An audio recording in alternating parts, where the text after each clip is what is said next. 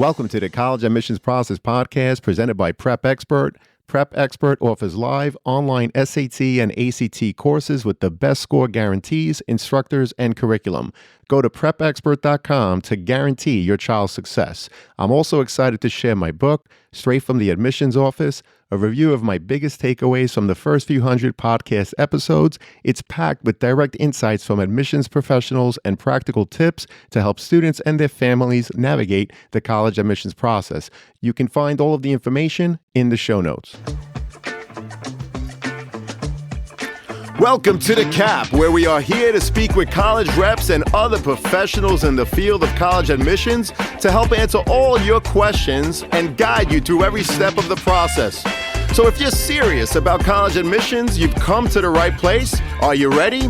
Let's talk about it. And now, here's your host, Dr. John Durante. Welcome to The Cap, the College Admissions Process Podcast. I am your host, John Durante, and it gives me great pleasure to introduce to you today Neal from New York as part of a series where we're interviewing students who are currently in college who have completed at least 1 year, and we're going to talk to them about their journey in terms of their college research process while they were in high school and all of the things that they learned now that they finished at least 1 year of college. So Neal, I want to welcome you here today. It's great to have you. How are you?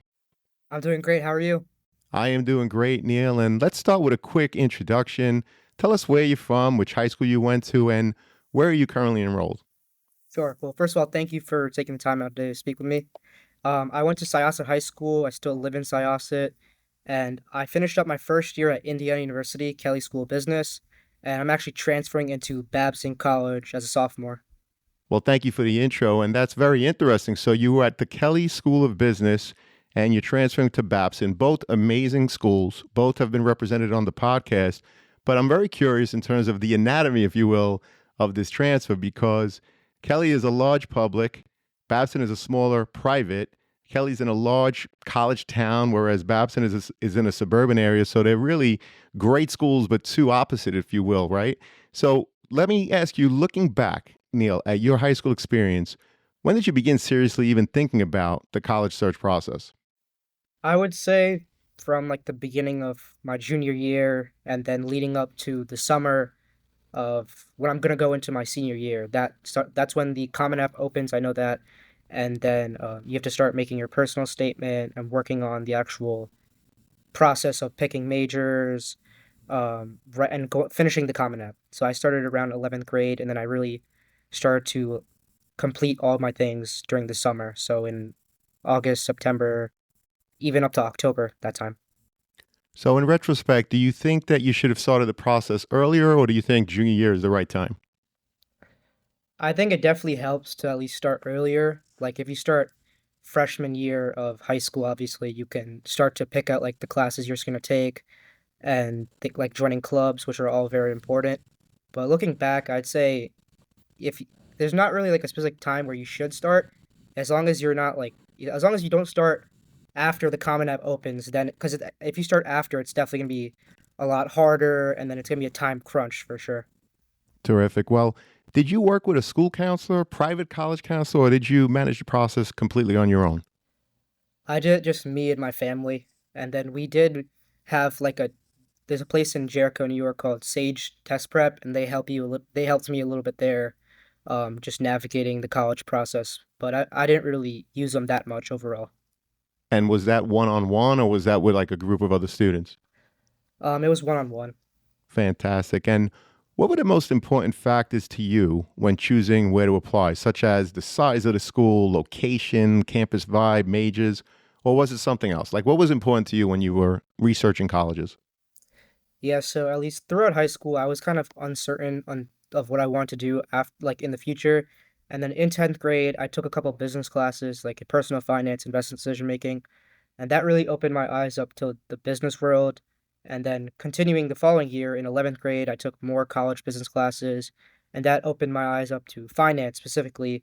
And that's what I applied for in college. I was a finance major, so the main schools that I applied to were the schools that had like the best finance program. Understood. And how many schools did you actually visit? Because we talk a lot about the importance of visiting campuses. So do you remember how many schools you actually visited throughout your process? Yeah, so I actually applied to 22 schools, which is a lot, and I'm pretty sure I toured like four of them. I know I toured Northeastern, NYU, Michigan, Fordham, and maybe one more. I just can't think of it off the top of my head. Now, what about Indiana? I know that you finished a year at Indiana and you're transferring from there. Did you actually pay them a visit before applying or even matriculating?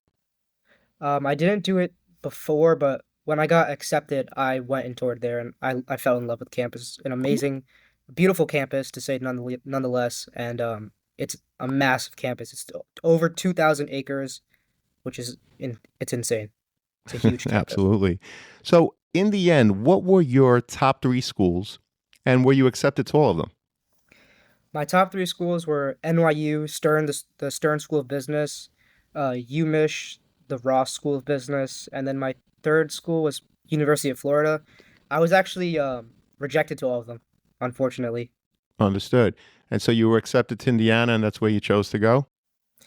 Yeah, once I toured, I loved the campus. I spoke to a number of alumni from Syosset High School that go there, and they all told me the same thing. It's an amazing community, and the Kelley School of Business, it's top 10 in the country for a reason. Understood. And obviously, that's what tipped the scale for you, and that's why you decided to go there. So now that you've completed your first year, what surprised you the most once you actually got to campus and started taking courses? What definitely stood out to me was I remember like the first day that I moved into my dorm and just how nice people were. When you get to college, no one really knows each other unless you have friends going with you, but everyone is so nice and they're willing to speak to you, and you make a lot of friends the first couple of weeks of school, nonetheless, the entire freshman year. So, Neil, if you could go back and redo the college search, what's something you would have done differently or considered more carefully?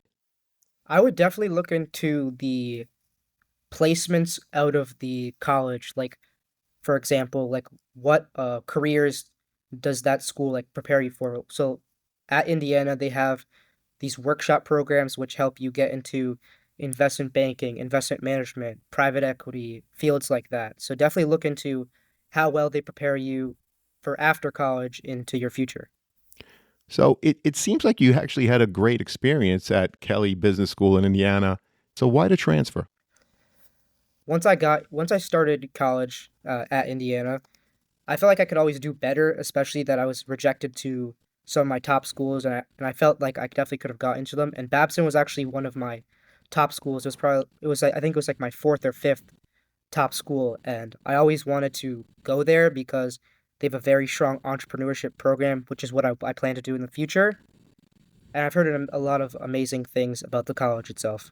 So I applied for it, and I got in, and I'm gonna go. I can't wait to start in the fall. Fantastic. Well, congratulations on that. And absolutely, both Babson and Indiana are phenomenal schools. So, in terms of Indiana, if a student is looking to apply there and really wants to go there, what advice would you give them if they came to you asking you for your input? That's a good question. First, it depends what you're coming in for. Since I got accepted into the Kelley School of Business, I can only talk about that. And when you start there in your freshman year fall, you take the same classes if you're a direct admit to the Kelley School of Business or you're pre-business, and those courses really gear you up for the future. And if you ace those classes, I definitely can say you'll be successful throughout your college career. And definitely seek help if you are needing any sort of help with tutoring or any academic help like that. Well, that's great advice. And in terms of advice, Neil, what's something you wish someone had told you during your college search that you now understand a lot better having gone through it yourself? I would say I wish someone told me to look into the job placements after you graduate college. I feel like that's extremely important, especially when you go into college.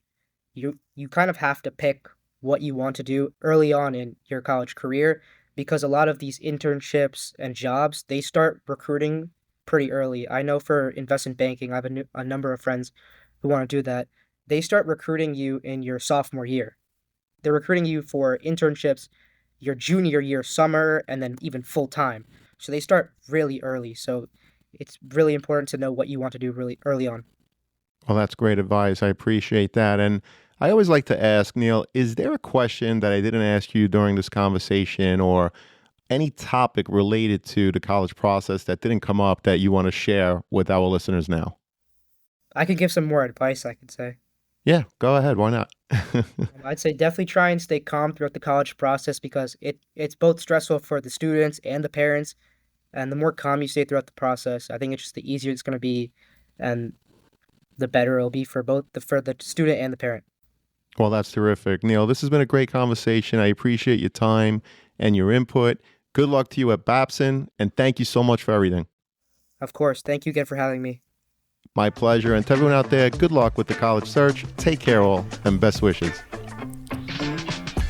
Thank you for joining us on this episode of The CAP, the College Admissions Process Podcast. We hope you enjoyed the show. If you did, please don't forget to tell a friend and follow us on Facebook, Instagram, Twitter, and wherever you listen to your podcasts. I am your host, John Durante, and I look forward to seeing you on the next episode of The CAP. Thank you for listening to the College Admissions Process Podcast presented by Prep Expert. Prep Expert offers live online SAT and ACT courses with the best score guarantees, instructors, and curriculum. Go to prepexpert.com to guarantee your child's success.